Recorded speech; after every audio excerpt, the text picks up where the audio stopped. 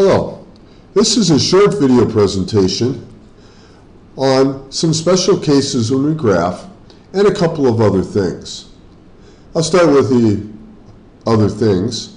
One is every time we solve for y, every time we get y by itself, we're putting it in slope-intercept form. In slope-intercept form, it's y equals mx plus b. The x term is always first. X term is always first. The constant is last. Constant is last. So I always want to see things as y equals 2x plus 3 in this order. It should never be written the other way, with the 3 plus the 2x. Secondly, when we solve something like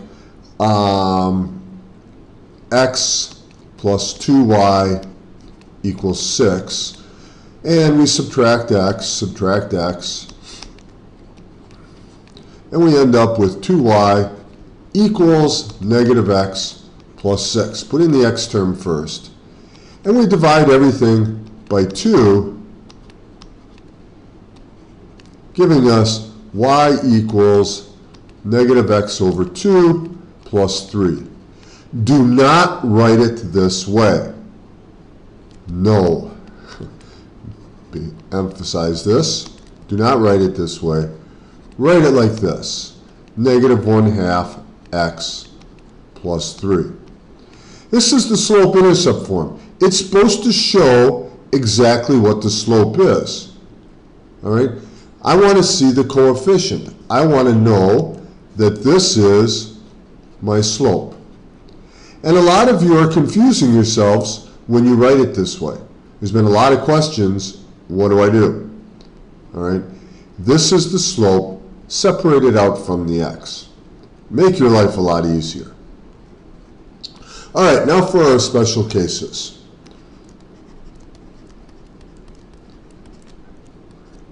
There are special cases.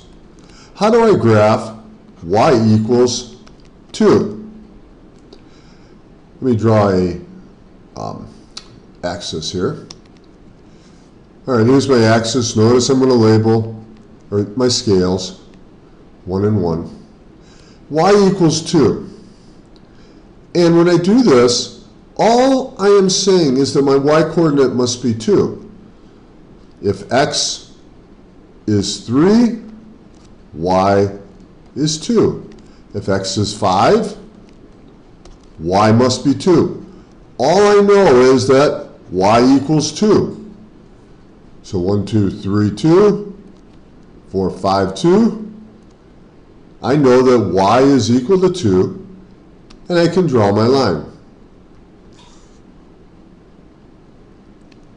It's a horizontal line. So if it's y equals a number, it's horizontal. But all you really have to remember is that the y-coordinate is 2. No matter what the x-coordinate is, the y-coordinate must be 2. Likewise, if I give you x equals negative 3, if x must be negative 3, y can be 2. X must be negative 3. Y could be 4. It doesn't matter what y is, x is going to be negative 3. So let's draw a axis. And once again, as always, we're going to put our scale in. So if x is negative 3, y is 2, gives me this point.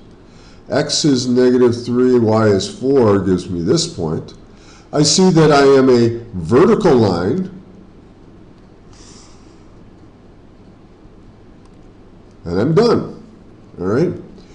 X equals a number, whatever that number is, doesn't matter.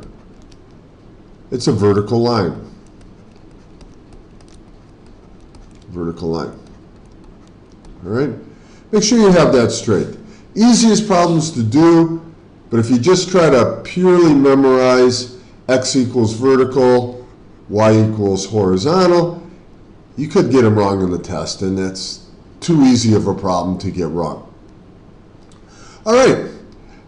I hope this makes a little bit of sense.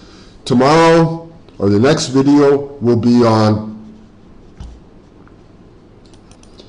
kind of a shortcut for graphing in certain cases. All right. Have a great day. Talk to you later.